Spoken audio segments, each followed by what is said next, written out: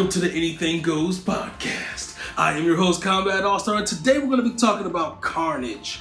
Now, I wanted to kind of save this for the Kombat AllStar show, but this is just way too good to keep until, way later on. So I'm going to kind of talk about this right now. So Carnage, if you guys don't know, is a comic book character from Marvel Comics, and he's been around for a long time. He's actually the son of Venom, or the symbiote that is Venom, and he basically kind of attached himself to a psychopath, a serial killer. So that's basically kind of the premise behind Carnage. There's a lot of different takes on Carnage. There's a lot of different stories with Carnage and about Carnage. He's kind of one of those characters that's a really big deal. And Spider-Man always needs help to fight him, but he's really dark. He's a really dark character when it comes down to. And Marvel doesn't have that many dark characters. They basically have all the Marvel Knights. So you have Moon Knight, Punisher, Daredevil, Elektra, and I think there's a few others, but I can't remember every member of the Marvel Knights. But you have the Marvel Knights. You have Deadpool if you want to kind of count him, and you have Carnage. And it was announced last week, actually on Wednesday, that the Orphan Black and Better Call Saul actor, Michael Mando, joined the cast of Spiderman Homecoming. There are no details provided on this role. However, Thursday, the official Better Call Saul Twitter account strongly hinted to Mando is playing Cletus Cassidy, who is Venom, the demented and violent felon that becomes Carnage. So, as I explained before, Cletus Cassidy is Carnage, and he's crazy. He's basically Venom, but with more powers. He can actually form his limbs into like axes or knives, kind of like Evil T-1000 in Terminator 2. So this guy is pretty crazy. And I did read a bit of an article from comicbook.com. They're a great source, and they have a lot of, when I'm going and trying to find my source material for all the news that I bring to you guys, they're one of my sources, and they just do a great job reporting. So I'm going to actually leave the link to the article in the link that explains in detail what we have. But the gist of it is, it seems like he's going to be playing Carnage. And I have mixed feelings about this because, like I said, Carnage, I've always thought Carnage was an amazing character. I thought he was one of those characters that deserves his own movie, but he is definitely rated R. I mean, I guess since Deadpool did so well with his R rating, it's not too far off. But if this is a Spider-Man movie and Carnage is going to be in it, I am kind of afraid. And here's why. Here's why I'm afraid. I'm afraid either the movie's going to be too dark, and you're going to have Carnage doing his thing. It's going to be amazing, but it's not going to feel like a Spider-Man movie, or it's going to feel totally like a Spider-Man movie, but when he fights off Carnage is going to be more like a really toned down and watered down version of himself. So I am not sure how exactly they're going to do this. I do feel like he would have fit in the Amazing Spider-Man, or maybe the Spider-Man prior to that, even the Spider-Man prior to that, because even though it was very dark, it has some lightness to it. There was different things about the first or the original or Tobey Maguire Spider-Man that you could add elements of darkness because there was so many elements of lightness. Most movies out there, they're either a light movie, a dark movie, or a comedic movie. You have Guardians of the Galaxy, obviously comedic. You have Batman vs Superman, obviously dark. Then you have movies that are super light that Marvel does, like the Captain Americas. So, with that said, I've never seen a mix of both, or a mix of one or two, or all three of what I was saying, and I feel like it's necessary because with this character, I'm not sure how you can pull it off. In the comic books, it's easy because the comic books, they're not catering to a certain audience, they're just being true to the character. And us fans who follow the comic books and read the comic books are really into those characters, and it can go as light or as dark as it needs to be because it's character driven, not audience driven like the movie theaters. I mean, not saying that comic books don't care about the audience, because they totally care about their audience, but they're going to write a story that stays true to the character. And I feel like movies, they write the story, comic book movies, most of them I should say, when they write their stories, they like to cater to their audience. The audience of people that have never read the comics and want to kind of reel them in because they know the hardcore people are already going to watch it. Or they try to reel in, they write the character based on the actor or actress, which I think is a huge mistake, and we all know that that's what Fox did with Jennifer Lawrence and Mystique. She doesn't act that way. That movie was totally servicing her role, was totally servicing her, not the characters. Now, it wasn't character driven, it was actress driven, which is something that they should never do. You know, it doesn't matter how many fans an actor or actress has. You should not be writing a movie that's gonna feel like the actor, because the actor is supposed to slip into that role and become that character. When you have when you write a role that's a character and you're writing it like it's the actor, you get a lot of movies where the actor is just acting like himself in every movie, and who wants to see that? So back to what I was saying initially, or my point, kind of driving this back home, my biggest fear with this is that Carnage is going to be either dead on and Spider-Man is going to be too dark, or you're going to have it vice versa, where Spider-Man is light, and then Carnage is light as well. I don't see them. Marvel has.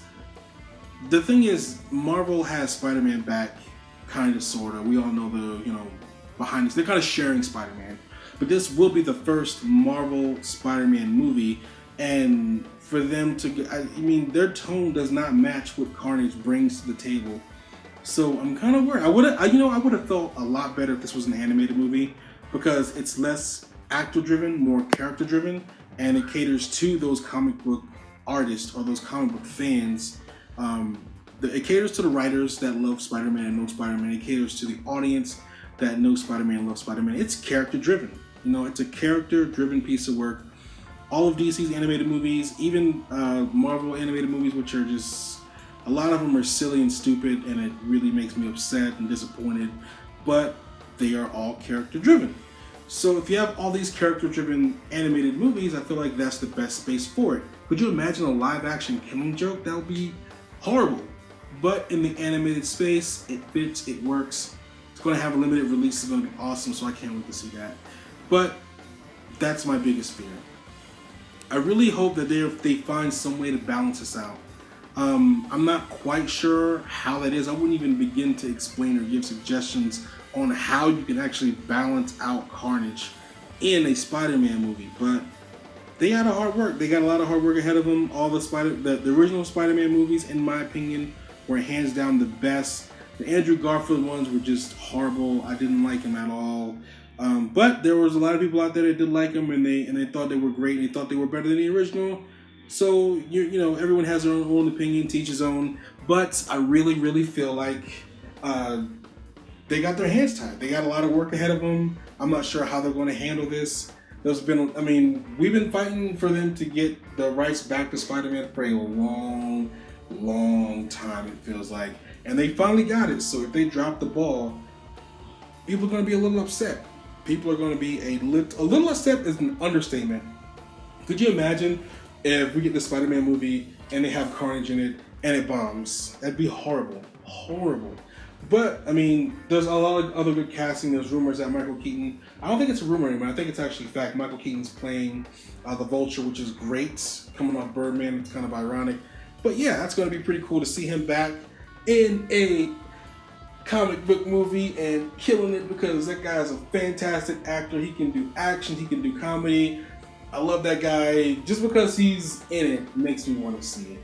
I am a little burnt out and fatigued with the whole Spider-Man thing, but I'm interested to see what they're going to do with Spider-Man, especially after the last Avengers movie. Captain America movie felt like an Avengers movie. I really, really want to see what they're going to do with him after seeing that movie. So it should be pretty interesting. So, it's not going to be a very long podcast, but I think this is going to be, it's going to be fun. It should be fun. It should be interesting. I think I'm more intrigued about it than I am excited about it. But so far, Kevin Feige and Marvel have done no wrong. So we shall see.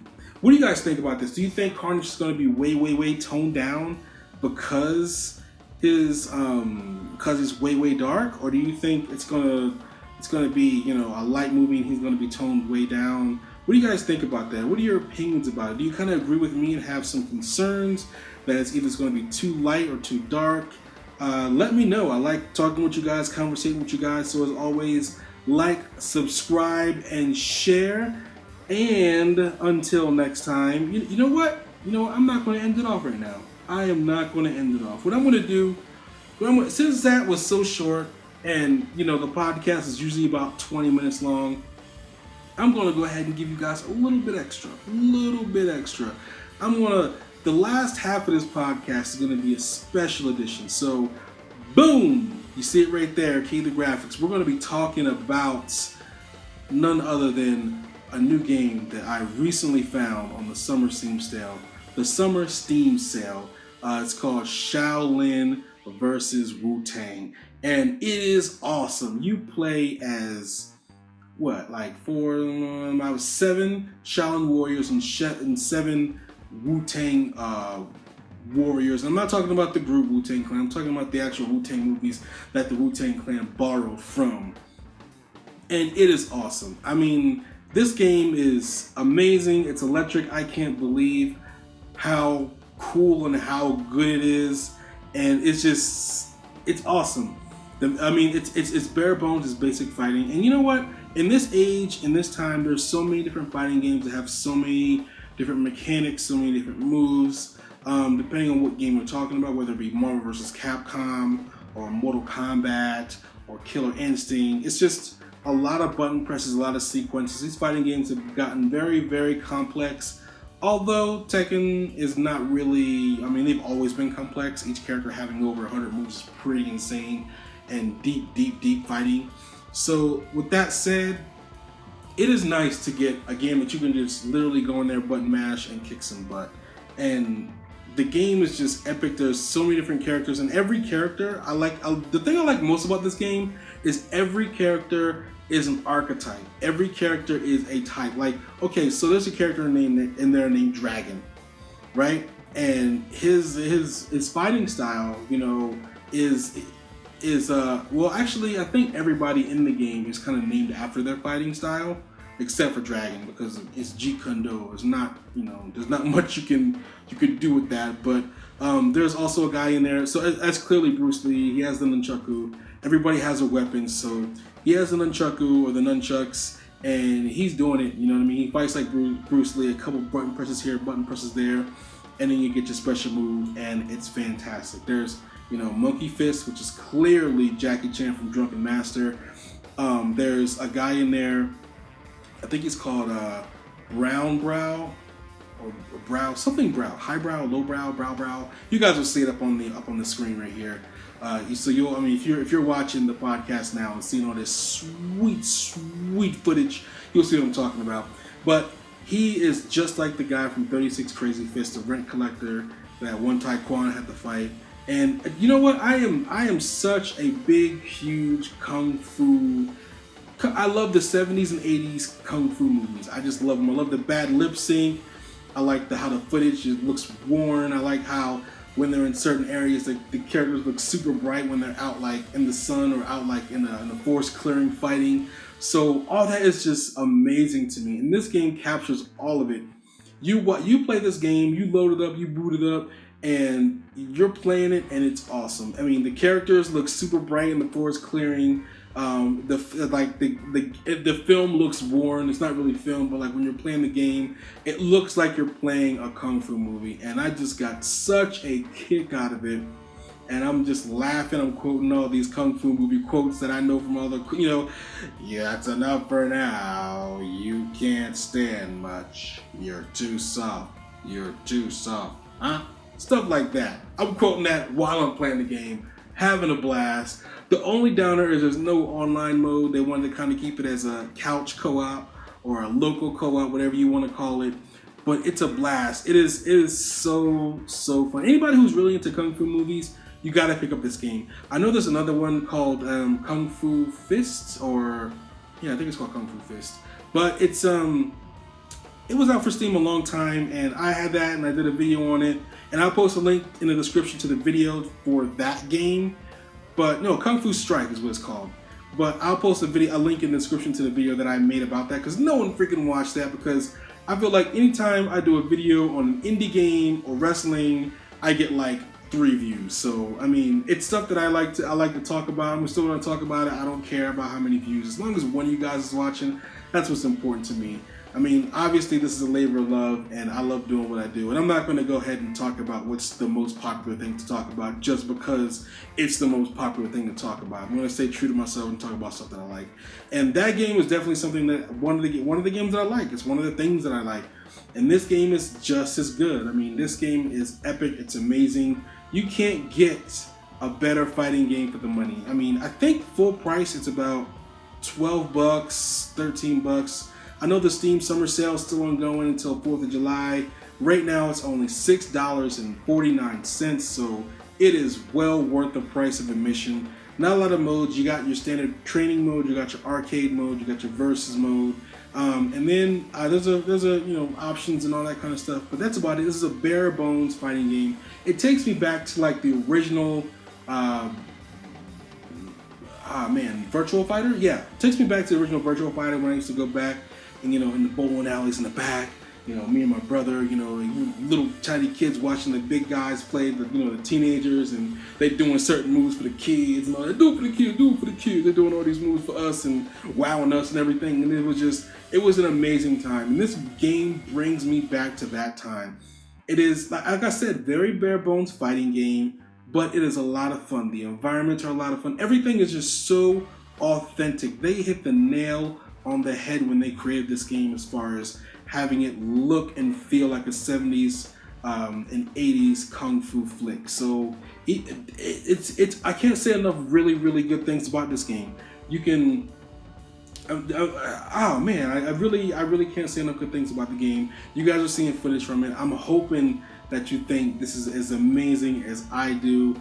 Go pick it up. If you are a fighting game fan in the slightest, go pick it up. If you love kung fu, anything kung fu, movies, kung fu, TV shows, if you grew up watching Saturday Night Kung Fu Theater, go pick this up. If you like Jackie Chan and Bruce Lee, go pick this game up. You will not be disappointed. Well worth the price. I can't say enough good things about it. It's an A.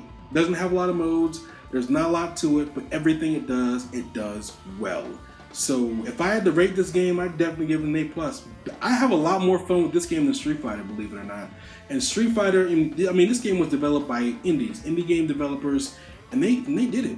They kicked butt. Street Fighter, we were promised a story mode. It's a AAA title. You're paying $60, for Street Fighter, and you're not getting everything. You're not getting the story mode that you were promised. You're not getting it. Look, if I'm paying $60, I want a complete experience. I don't want parts of an experience. I don't want just multiplayer or just single player or just local co-op. I want the whole gamut. If I'm paying $60, I want my money's worth. $60 is a lot of money, right? So when I'm playing Street Fighter, I feel like I'm being ripped off. It is a fun game when you're playing with a bunch of people, but it's not fun by yourself, and it's not fun online. And it's really for tournament play.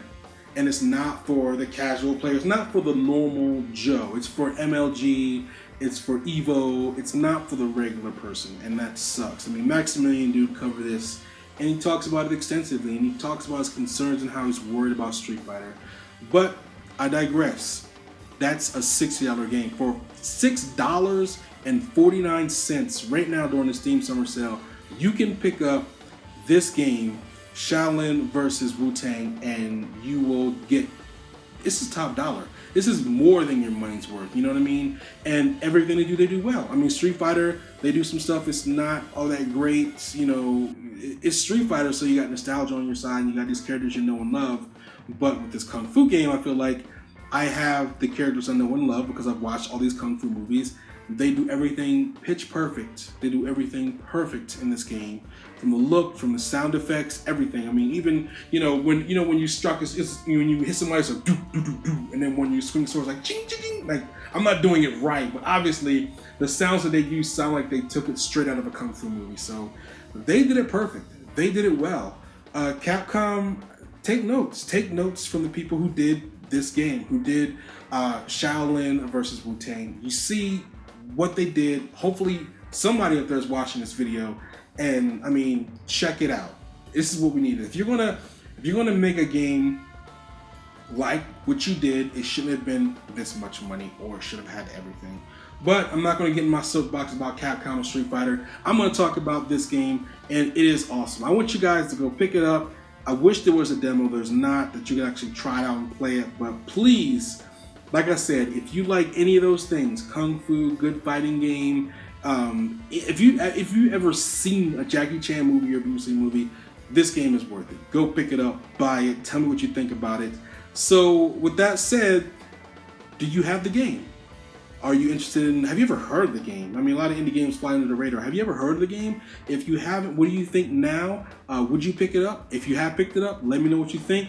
Same thing with the topic I was talking about before. Let me know what you guys think. I want to hear what you guys think about everything that I'm talking about, from Carnage, Spiderman Homecoming. What do you think that's going to happen with that movie? Also about, you know, what I'm talking about now, which is the Shaolin versus Wu Tang video game. So let me know, comment below. Let's get a dialogue going. Like, subscribe, and share. And this time, for real, until next time, so long.